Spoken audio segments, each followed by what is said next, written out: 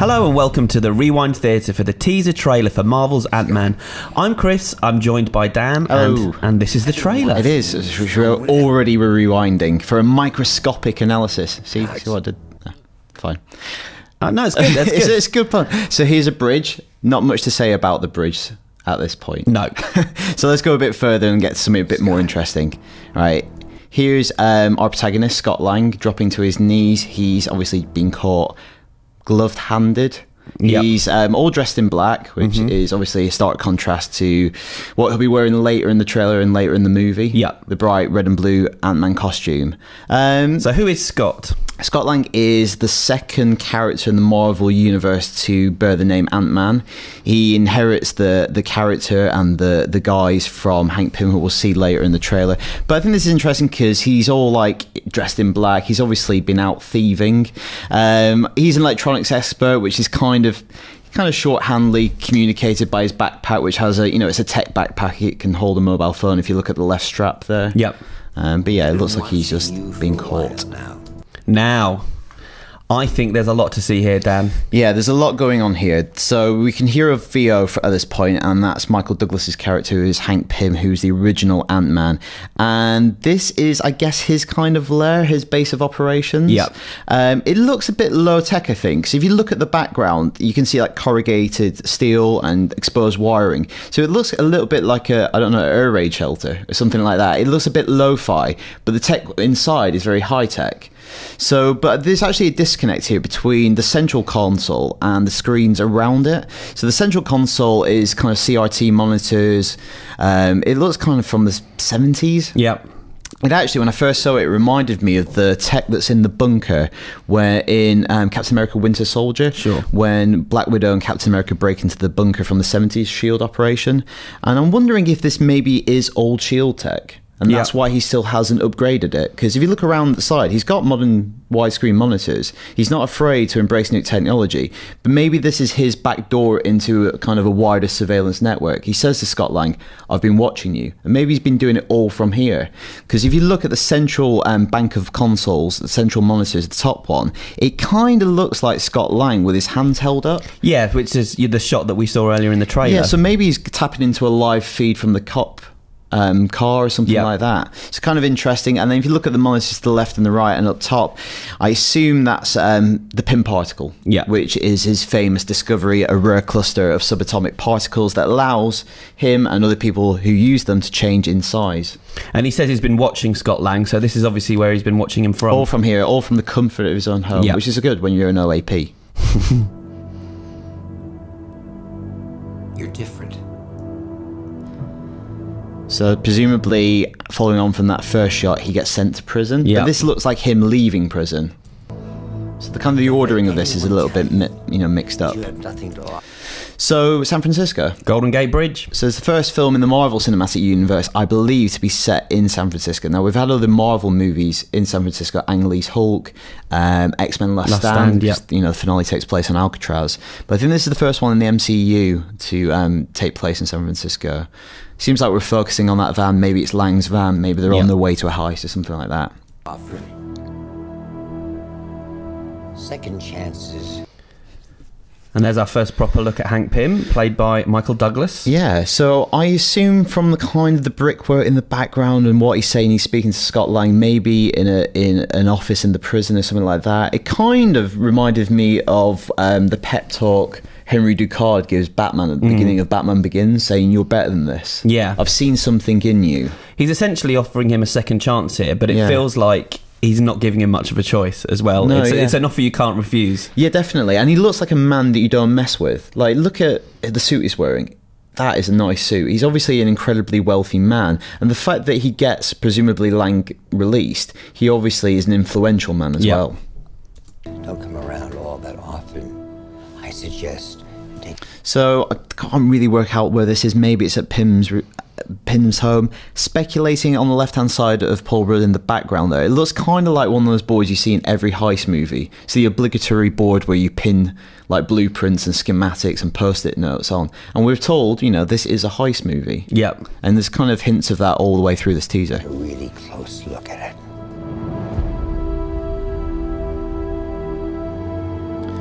So, this is Hank Pym again at a workbench, but I don't think this looks like his base of operations, because we see that later on in the trailer. This doesn't look like a biologist, a biochemist's lab. It looks more kind of like a traditional workshop. And is this necessarily present day? I don't know. He's the silver fox there. He's got the grey hair, but could maybe be slightly younger. Because I was speculating maybe that this is Lang's kind of just his workshop, because his electronics workshop, it kind of looks a bit more kind of traditional, less kind of biological. Your chance. So this is a weird shot. I don't really know what this is. I'm kind of speculating. It looks like a computer. It looks maybe like a server farm. You know, if you think they're being really cute, they might be doing something with server farm, ant farm. Just like as maybe that could be a joke in the movie. So who's this, Chris? This would be Scott Lang's daughter, would it not? Yeah, this is Cassie Lang. And in the original comics and origin story of Scott Lang being Ant-Man, Cassie has a congenital heart disease and disorder, and he turns to a life of crime to basically help his daughter, to save her life. And it definitely feels like the relationship between fathers and their daughters is going to be a kind of recurring theme in the Ant-Man movie. We see that a few times in this trailer, and it's just a teaser. And from Michael Douglas's voiceover, the suggestion is what he's doing in the film isn't for him but for her. Yeah, he's doing it. Yeah, he's not a bad guy. He's just driven. He's not saving our world, he's saving theirs. Look in your daughter's eyes. So this is our first look at kind of a high-tech research facility. I think this kind of proves that where Pym isn't here. This looks too high-tech for that. I think this is Pym Tech, which we see an external shot of in a minute. Yeah, this is just some of the corridors. You can kind of see some experiments going on in the background, some research being conducted. Actually, if you look down below, I actually didn't notice this before.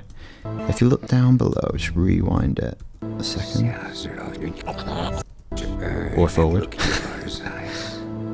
There's the server farm, which is maybe that close-up earlier on, and I think it's what you see towards the end of the teaser trailer. So maybe this is one of the places they need to break into. This is a weird shot. It lasts like a fraction of a second, but it looks kind of like a really close-up of tree roots or plant roots. So maybe this is kind of just getting you used to the kind of microscopic world and how weird it'll look when it's blown up to real-life scale. I want to see some ants, though, Dan.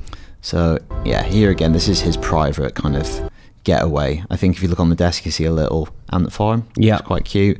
But yeah, it's kind of, it looks like a bit more of an advanced old man shed. Yeah. Again, though, it feels like a throwback. I could imagine Howard Stark being in somewhere like that back in the day. Yeah, and we know in the movie, John Slattery is reprising his role as Howard Stark, which, you know, last time we saw him was at Iron Man 2 maybe, and so that's putting it in the 50s, 60s. Yeah. Maybe we see him a bit later in the 70s. You know, was Henry Pym Ant-Man in secret? Was he running secret operations for S.H.I.E.L.D.? Yeah. This is maybe something they'll like uncover throughout the movie. Yeah, we know that Howard Stark and Peggy Carter are in this film, but there's no sign of them in this trailer, unfortunately.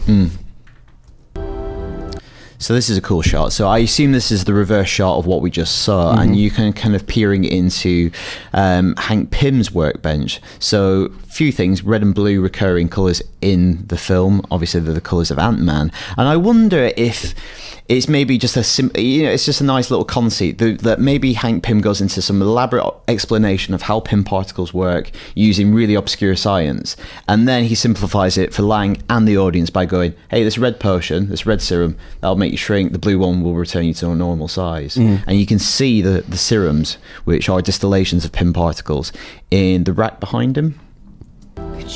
Scott Lang in Wonderland. So, external shot of Pym Tech. Yep. I think it's quite cool. The Pym particle has been kind of stylized into a kind of a cool little corporate logo. Yeah, so who's this guy?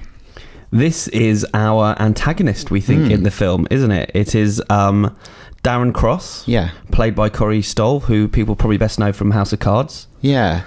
And he looks like he goes on an interesting journey in the movie. Yeah, he seemed kind of get angry in the teaser, but not much more about him than that. But at Comic-Con last year, I think Michael Douglas and Corey Stoll described him as, you know, he's not an out-and-out bad guy in the movie. He's very much Hank Pym's protege. Yeah. I think he worked with him at Pym Tech, and it looks like, you know, Pym's made a lot of money from the company. Yeah. He's maybe retired, or possibly did Cross become more ambitious, more Machiavellian, and a kind of a Steve Jobs thing? Did he kind of oust him from the board? Behind him, there are potential investors maybe looking at what the next breakthrough for Pym tech is. Yep. And also that's a slight deviation from the comics where Cross has his own huge company and is not related to Pym. Yep, he's acquired this company somehow. Yeah. So maybe that's showing off the new tech in this room. Maybe that's where he's leading the investors. And what could that new tech be? Well, I assume it's probably some kind of next stage, next elaboration of using Pym particles. Yep. In the comics, it's been suggested that Pym particles could be used to move goods across oceans. Imagine how much fuel you would save if you can miniaturize tanks. You can send an army across seas in one plane using Pym particles. So maybe he's weaponizing it even. And yeah, these could be military men, yeah. Yeah, and Pym disagrees with it. He doesn't want that to be the case. Morally against it. So this is our first shot as Evangeline Lilly, as Van Dyne, Hope Van Dyne, who is the daughter of Hank Pym and Janet Van Dyne. Now, it's quite pointed that she's taken her mother's name, not her father's surname. Yeah. And when Evangeline Lilly's been talking about the role, she said that she's quite a screwed up character. She was raised by two superheroes. Her mum in the comics played Wasp. So she's kind of confirming that Janet Van Dyne was Wasp in the Marvel Cinematic Universe, again, probably back in the 60s, 70s. If your dad's Ant-Man and your mum's Wasp, it suggests you're not to be messed with. Yeah, and she said she's pretty handy, and we'll see that later on. Again, those server farms. It's about seeding. Now this is a sweet shot. So this is Scott Lang attending presumably the birthday party of his daughter Cassie. I wonder, when I looked at this, I wonder if this is the kind of, in Avengers they describe something being a push, this thing that makes you into a hero, that bonds you as a team, and it was the death of Coulson. I wonder if it's the kind of realization that this might be Cassie's last birthday. Is the thing he needs to become Ant-Man. Which suggests this is all much more serious than I think maybe we were expecting from an Ant-Man movie. Yeah, I think it's got a lot more heart than I was expecting. Yeah, because I think Edgar Wright was attached for so long, and Joe Cornish and their backgrounds, I think people probably were expecting a more wacky trailer than they were given, and that's probably why we didn't get Edgar Wright's Ant-Man. And a wacky Paul Rudd as well. He's known for comedy roles recently, but apart from a couple of brief one-liners in this, it's a very serious kind of sort of. It's a different Paul Rudd than we're used to seeing. Definitely, and I think there's one more cute thing to like call out in this shot. If you look at the table in the foreground, there looks to be like what looks like an ant made out of pipe cleaners. Yeah. So I wonder if he's trying to explain to his daughter, and he's maybe elaborating this as some kind of fairy tale for her to understand what her dad's doing, which might be quite a cute motif that runs through the movie. Leaving theirs. Scott. Rugged Rudd. So there it is. It's the Ant-Man suit. I like the look of that. Yeah, it looks quite, I don't know, a bit steampunky, bit retro. I wonder if it's the original one. Yep. And my theory is maybe the first heist in the movie is Douglas and Rudd breaking into Pym Tech to steal the original outfit, but not using Pym particles, just using their cunning and their intellect and their respective skills. It's cool, isn't it? Be the Ant-Man.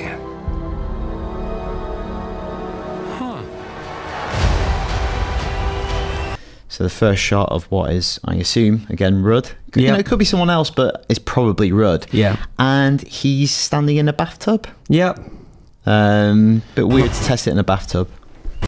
But if you go back, if you look at the belt on the suit, it looks like on the sides, it looks like maybe that's where the test tubes fit in. Right. For the different serums. Oh, yeah. That's what I'm thinking. Because it looks quite an analog suit. You press a button and something happens. Yep.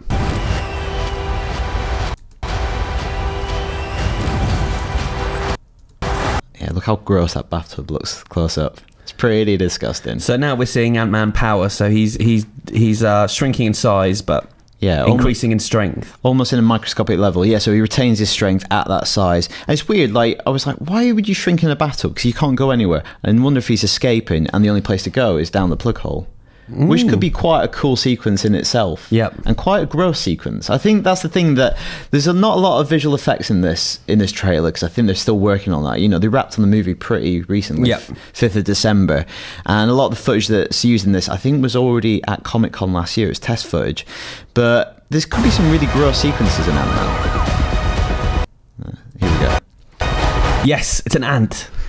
You had to wait for it. I've been waiting for it, and yeah, it's a flying ant. Yeah, so I've seen people on Twitter. I wasn't at Comic-Con myself last year, and I think this footage was test footage shown there, but I don't know that for certain. But it's kind of cool how it lands. It reminds me, it's like a helicopter landing. And I think that's the cool thing about Ant-Man is at this microscopic level, the world's going to look more dramatic. The mundane becomes dramatic. So an ant landing, you know, it has a sense of wonder, and kind of like a heist movie, it's like a helicopter landing for a getaway vehicle. See, this looks like it's at maybe Pym's research like campus or something like that. Everyone's running possibly towards the end of the movie finale. But if you look at the fountains, it looks like Pym particles have been made into some kind of modern sculpture. So maybe, yeah, it looks like they're fleeing for something and the cops are arriving. You know, Rudd here is visiting his daughter, and I've got this theory that, you know, he's talking to his daughter throughout the movie about what he's doing and putting it into terms she might understand. And if you look at the wallpaper in the background, there's a picture of a furry with wings, and you know, obviously furries are small, they have wings, they can fly. I wonder again if this is some way that he's trying to explain to her, or it could be the substance of a joke. Oh, you're a bit like a furry, are you, Dad? And if you just go back a little bit, we've got what looks like there you go, just a brief glimpse of a prison brawl of some kind. Yeah, and when he's leaving prison, he has like a cut above his eye. Yeah, so all is not well for him in prison. Yeah, no wonder he wants to get out. Yeah, and he obviously can like handle himself a bit. Wow. Yeah. So I don't know whether that's a security guard or it's supposed to be Darren Cross, but it's still double. That's not Corey Stoll. So let's say security guard. Yeah, then. Security guard. Yeah. So yeah, he's throwing him. He's throwing him with a lot of ease, which is strange because Ant-Man tends to not become stronger in human form. He just retains his human strength in miniature form. So yeah, it seems like he seems to be very strong in this scene anyway. There we go. Hold on. Take a look at that. Maybe Paul Rudd's been working out clearly. Maybe he's strong enough to do that. Well, you got to get the Marvel six-pack. Blimey. In the foreground, you see Evangeline Lilly, and it looks like she is training him. Yeah. You know, improving his combat skills. Where does this come from? Yeah. This is from out of left field. I think this is one of the most baffling shots in the trailer, really. If you were watching this in high res, you can see details on the corner of the frame. This doesn't look like it's taking place in San Francisco, no, like the rest of the movie. It looks exotic, sandy, Middle Eastern, South American. I don't really know, but there's a tank in this courtyard. There seems a lot of armed guards. We were speculating that maybe they're doing a mission overseas as training, or maybe it's a flashback. Yeah, to one of Hank Pym's missions as a SHIELD agent. I don't know. Darren Cross getting angry. So this is a cool sequence. You can tell where this is going. Straight under that door. So this looks like, I think he's in the server farm that we saw in Pymtech. Yeah. And again, you know, at the miniature level, it's amazing how something as kind of boring looking as a server farm kind of turns into kind of a cityscape and looks really dramatic. Yeah, it's gonna give the film a different look to the other Marvel movies. Definitely. Yeah, you can see him getting on his getaway vehicle, and there's some barbed wire in the foreground as well. Here's escaping. So kind of neon for these action sequences, very neon. Yeah. Again, it's kind of a different look. It's a different visual style. Well, Ant-Man's really going to transform, you know, it's an obvious point to make, but transform your understanding of space. That you could have a huge action sequence inside a lift, like that test footage showed and demonstrated. And the same with this. Like, all these sequences could take place in Pymtech, but it could feel epic in a way that a whole film is set in one building maybe normally wouldn't. You could do a whole movie in a room. Yeah. One question. Is it too late to change the name? And so it's interesting to note that even though the trailer's quite serious, it does end on a wisecrack. So there you go. That is the trailer for Ant-Man, which hit screens this summer.